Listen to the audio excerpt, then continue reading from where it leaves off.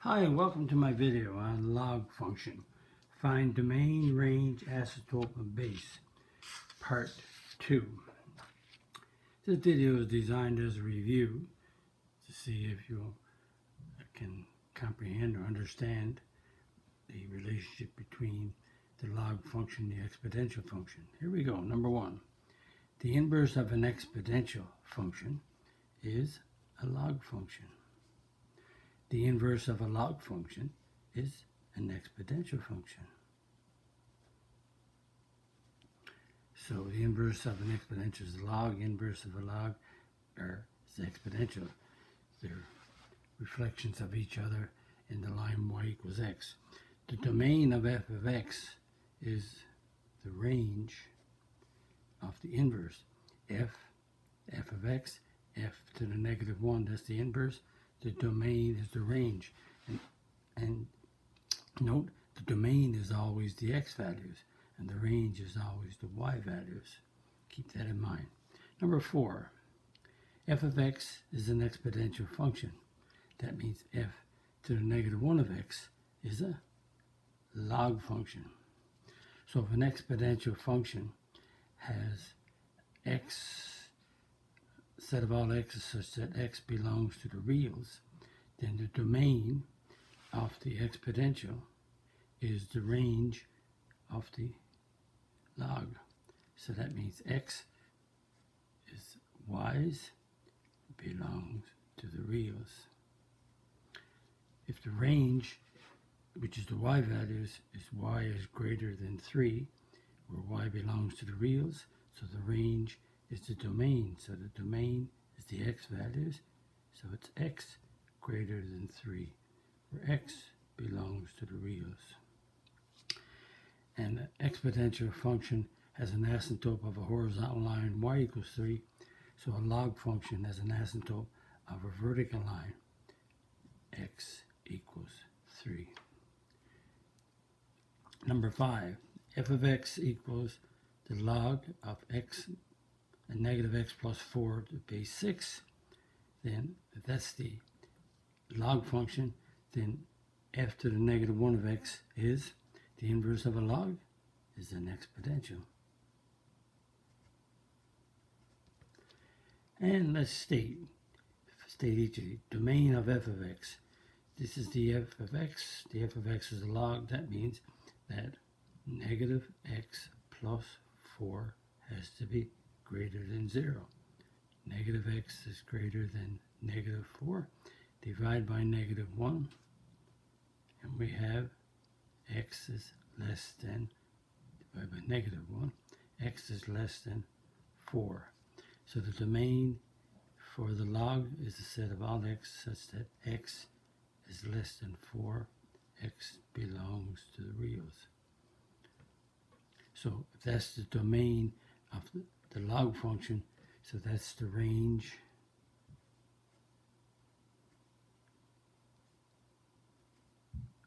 so the domain is the x is less than 4, so that's the range of the exponential. The range of an exponential is the set of all y's as the y belongs to the reals. So the range of the domain of an exponential is the x, so the x's belong to the reals. Again, domain is the range, but here is the y's, and that's the x's. Range is the y's, domain is the x's. The asymptote is x equals 4. Asymptote, and a log, the asymptote is equal to. So it's x equals 4. And the asymptote for an exponential is y equals 4. The asymptote is equal to. So again, the domain is less than or equal to 4.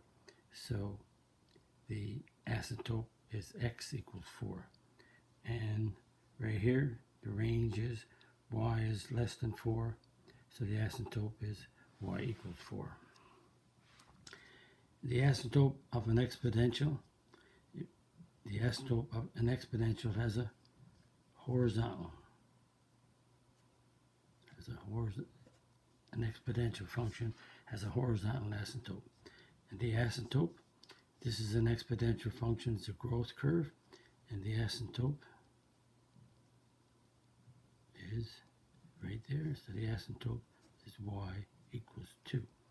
Because it's an exponential, the asymptote is a horizontal line. The asymptote of a log function is a vertical line. And the asymptote for this graph, there's the vertical line down through there. And that line is x equals -1. Is the graph exponential or log? Is this graph exponential or log? Well, this graph is going this way, so if you draw that down there, that's the asymptote like that. And that asymptote is, that's a 2, so that's x equals 2, and that's a vertical line, so it is a log. This is the vertical asymptote, so it's a log function. Okay, let's continue. Just a review, see if you understand the previous videos. The range of a log function. The range of a log function is the set of all y such that y belongs to the reals. The range of an exponential is the x belongs to the reals, so the domain is the range, so it's y belongs to the reals. State the equation of the asymptote. The asymptote is when you have 12 over 5 plus 3/10 x equals 0. The asymptote is you make this expression equal to 0. So we solve, multiply by 10. 10 is a common denominator, so we're multiplying by 10. 10, 5 into 10 goes 2, so that's a -24. 10's cancel, and I get a plus 3x. 0 times 10 is 0, so 3x equals 24. 24 moves to the right, become positive, divide by 3, so x equals 8. So the equation of the asymptote is x equals 8. This is a log, so a log equation has a vertical asymptote. State number 13. State the values of b if y equals the log of x and the base is 4 minus b. That means that 4 minus b has to be greater than 0, and 4 minus b cannot be 1. So the base of a log has got to be greater than 0, and it can't be 1. So let's solve these. So negative b is greater than -4. Divide by -1. So b dividing, that's a positive, and because we divide by -1, then the inequality changes around. So b is less than 4, all numbers less than 4, and negative b not equal to 1 minus 4. Negative b is not equal to -3. Divide by -1. b cannot be 3. If b is 3, 4 minus 3 is 1. So the base cannot be 1, and the base has to be less than 4. So all the numbers that are less than 4 and not 1. Sorry. And the base can't be 1. All numbers less than 4 and not 3, because the 3 gives you a 1. Number 14, state the domain of this log equation. It's a log equation, so the domain is that this is the base, that's the exponent, there's the number, which is -3x plus 15 is got to be greater than 0. So -3x is greater than -15. Divide by -3. X is less than 5. So all numbers less than 5 will make this everything okay here. But we have, notice that we take a 6. -3 times 6 is a -18. -18 and 15 is a -3. You can't do a log of a negative number. You can't have 5 because you get a 0. So this number has to be greater than 0. So that means all the numbers less than 5 will make this a positive number, and we're okay. I decided to give an extra question like number 15 to help you think. Again, math is always about doing the extras and using the extra skills that you have.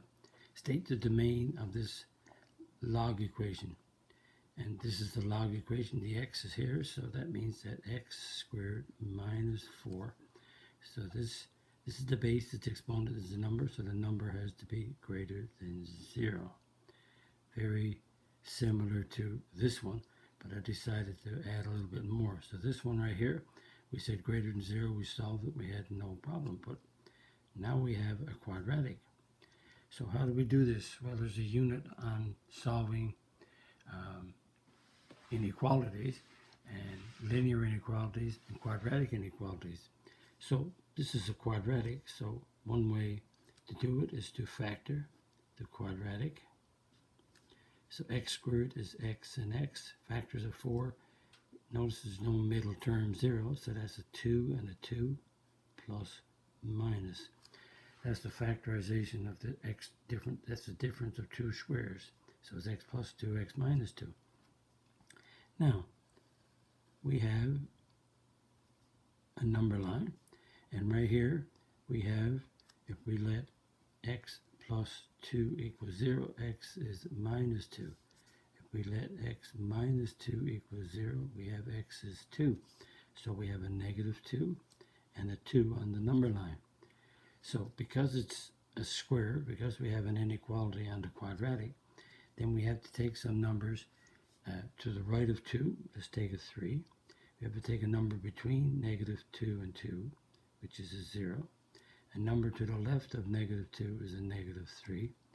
So when I sub, we're looking for a greater than. The values of x that be greater than 0. That means greater than is a plus. So if we take 3 and sub in here, we sub 3 in. 3 here gives me a positive 5. 3 here gives me a positive 1. So positive times a positive is a positive. So let's put a 0 in. If we put a 0 in right here, we get a positive 2. Put a 0 in here, and I get a negative 2. So that gives me positive times a negative is a negative number. So all numbers between negative 2 and 2 will be negative in this expressions here. And let's take a negative 3. Put a negative 3 here, and I'll get a negative 1. Put a negative 3 here, and I get a negative 5. Negative times a negative is a positive. So greater than is the positives. So the positives are x is greater than 2, and right here x is less than negative 2. So these are the values of x that will make this expression. Any value of x that you pick in here, you pick any number greater than 2, like a 3 or 4 or 5 or 6, it will make this a positive number. If you take any values less than negative 2, sub it in here, you get a positive number. So there's two sets of numbers that will work. So x is less than negative 2 or x is greater than 2. And this is a set of all x such that, and again, belong to the reals if you want to be really, really correct. So x is less than negative 2 or x is greater than 2. Because of the quadratic, we have two sets of numbers. Just wanted to do that. Number 15 be a little bit different question than before. And that brings us to the end of this video. If you like my video, click on the like button. And if you're not a subscriber and you want to subscribe to my channel, click on the subscribe button. Visit my math website, www.mathfullyexplained.com, to find more information about me, my videos, and the content. That's the content on my YouTube channel called Math Fully Explained. Thank you for viewing my video. Hope the video was of some help to you. Bye-bye.